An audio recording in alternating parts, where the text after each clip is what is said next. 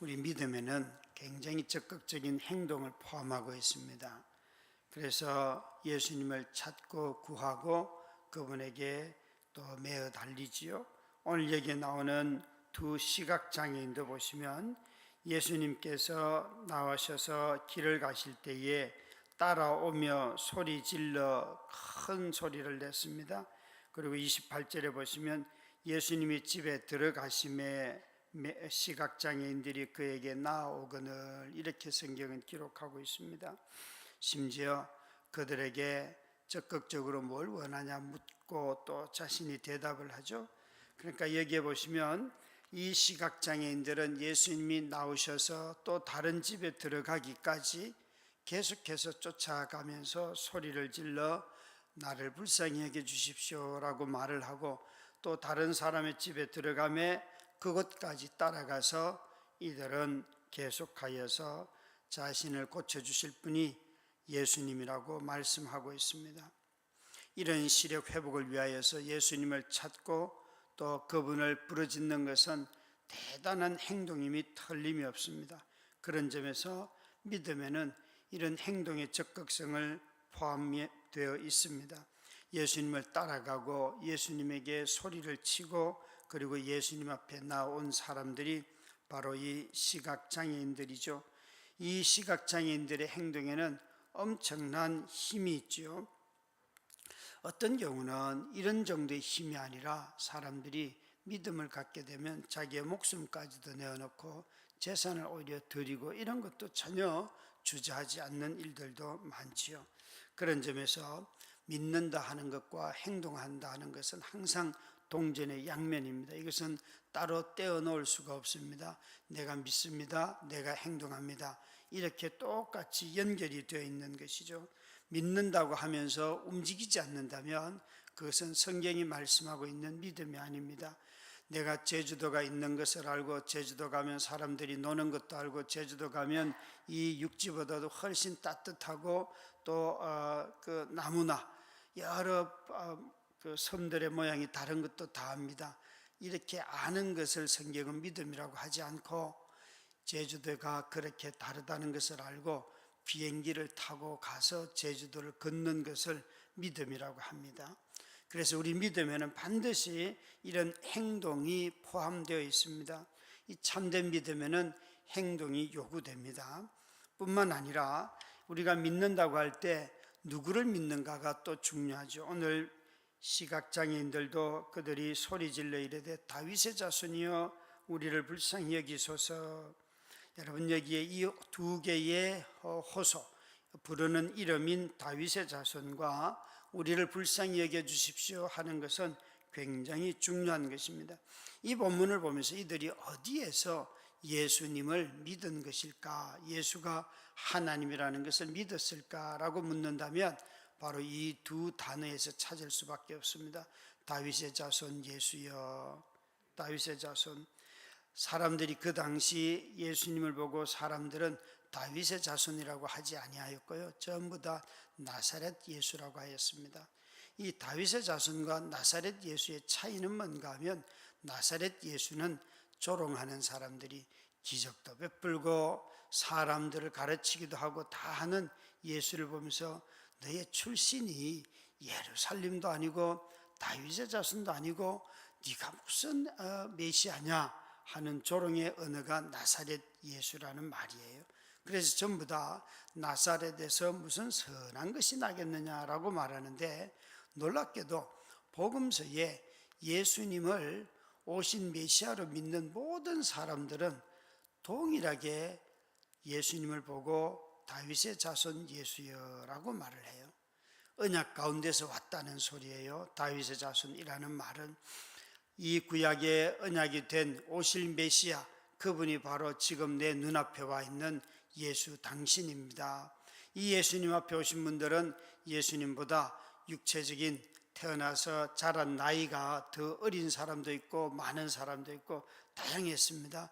또 배운 사람도 있고 배우지 못한 사람도 있고 다양했는데도 불구하고 예수님을 그리스도라 고백한 주라, 메시아라 고백한 사람들의 특징은 예수님을 만날 때 다윗의 자손 예수여라고 하였습니다.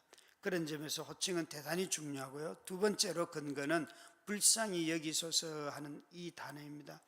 여러분, 불쌍히 여기소서 어디서 많이 보던 단어잖아요.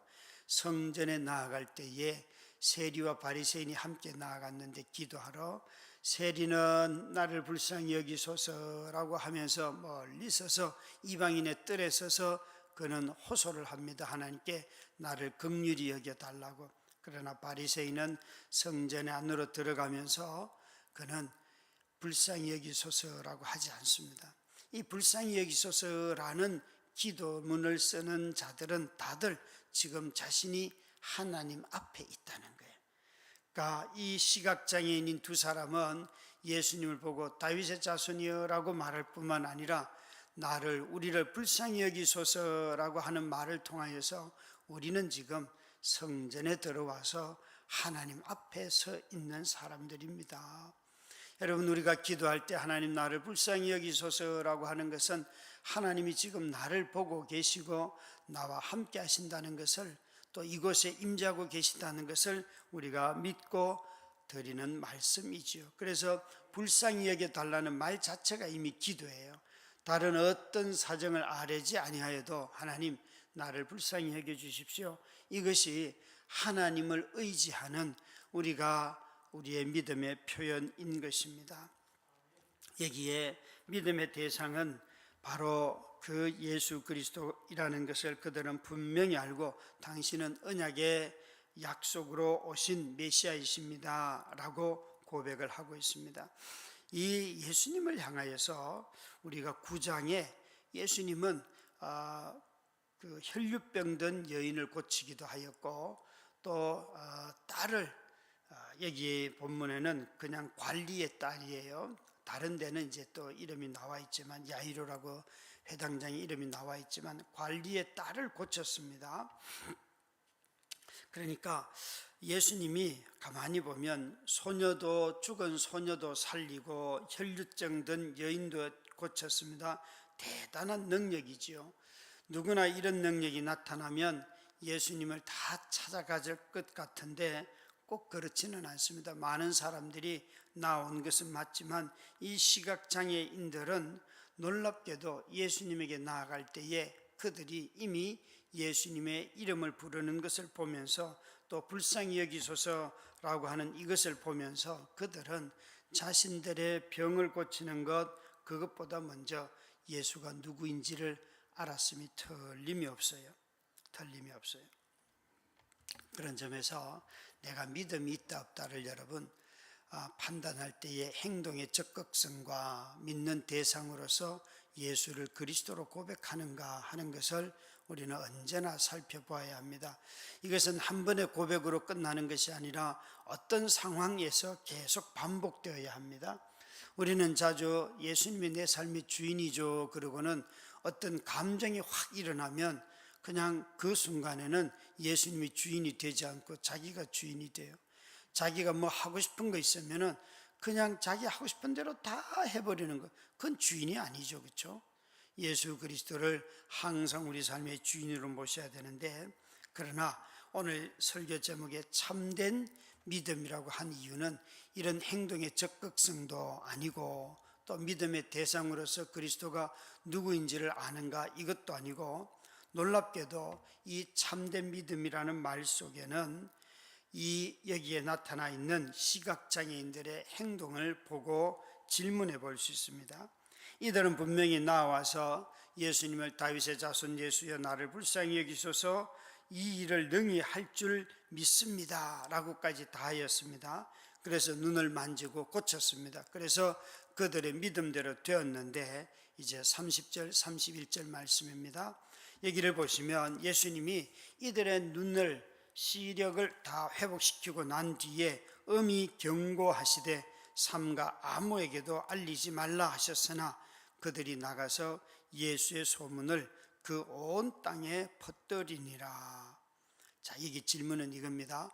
자신들이 열심히 찾아와서 원하는 것을 얻었고 시력도 회복했는데 예수님은 시력을 회복한 그들에게 이렇게 말합니다. 나가서 아무 소리도 하지 말아라. 이거 떠들지 마라.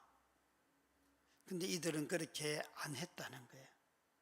자, 여러분은 어느 게 진짜 믿음인 것 같습니까?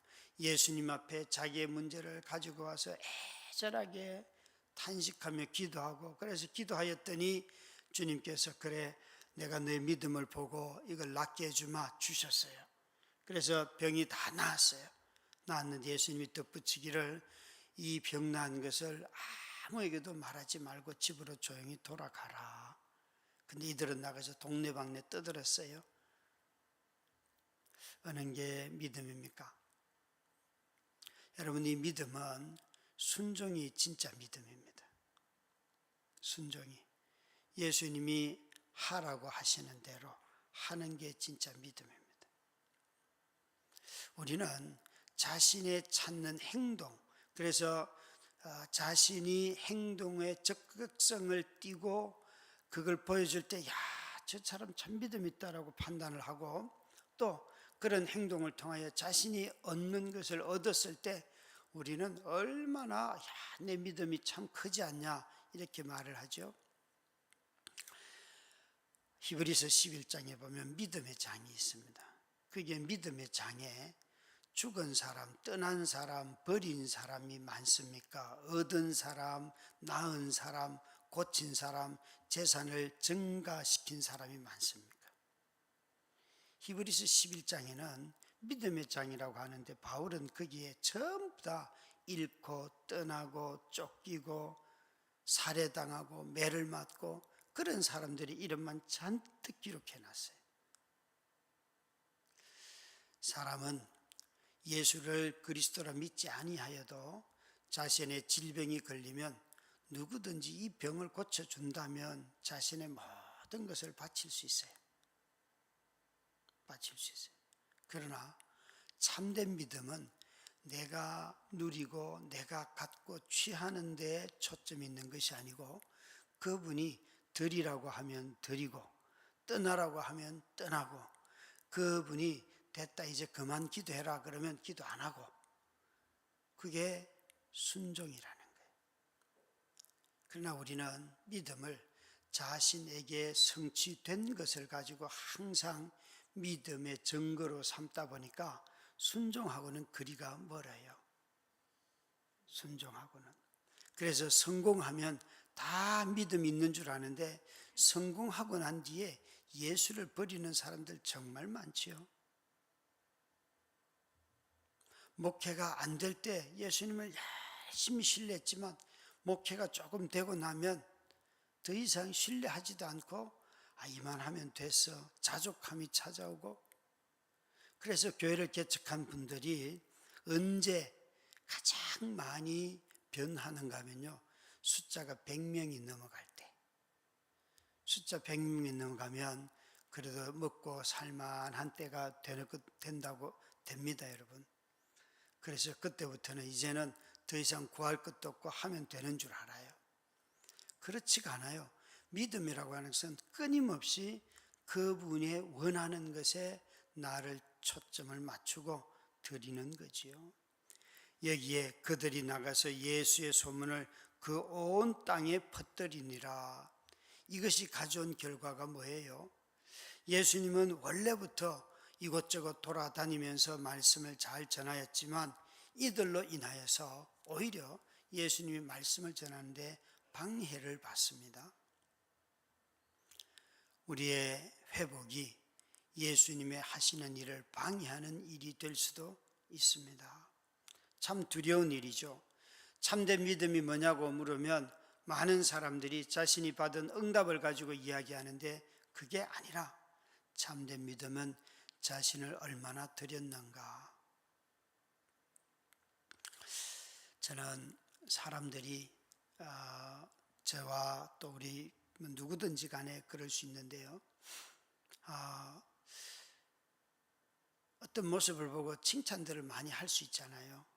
근데 이런 말들, 당신은 지금 하나님을 사랑하지 않아, 이런 말들을 여러분 성도의 교제에서 들어보셨어요? 우리는 사람들을 칭찬하고 격려하는 말들은 참 많이 하지만 정말 마음속에 그 사람 마음속에 하나님이 계시는지 안 계시는지, 하나님을 뜨겁게 사랑하지 아니하면 요즘 당신의 마음이 식어졌어 라는 말들을 우리가 할 수 있을까요? 사랑관계 다 깨뜨리면서. 그게 여러분 서로의 신뢰 안에서 일어나야지 영적인 우정이 만들어지는 거잖아요. 예수님은 분명 죽은 자도 살렸습니다. 혈류증 든 여인도 회복시켰습니다.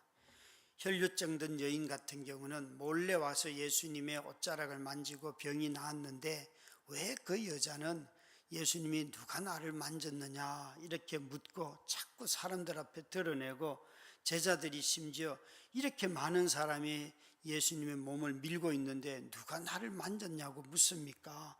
이걸 어떻게 찾습니까? 이런 식이에요. 그런데 이 여자는 숨기려고 해도 숨길 수 없도록 예수님이 드러나게 하시고, 여기에 나온 시각장애인은 병이 낫고 난 뒤에 너희들은 누구에게도 알리지 말고 조용히 돌아가라 라고 말하였습니다. 우리는 엄청난 응답을 받았어도 그 다음에 하시는 주의 음성을 잘 들어야 합니다. 그래서 우리 모두가 다 하나님이 드러내라고 하면 드러내고 숨기라고 하면 숨기고, 이제 그만 기도하라 그러면 기도 그 제목은 바꾸시고 기도하라 그러면 기도하시고, 그것이 진정한 믿음인 것입니다. 우리는 이런 삶을 통하여서 다시 한번 주님을 섬기고 우리 자신을 드리는 모든 성도님들이 되시기를 주의 이름으로 축원합니다. 우리 함께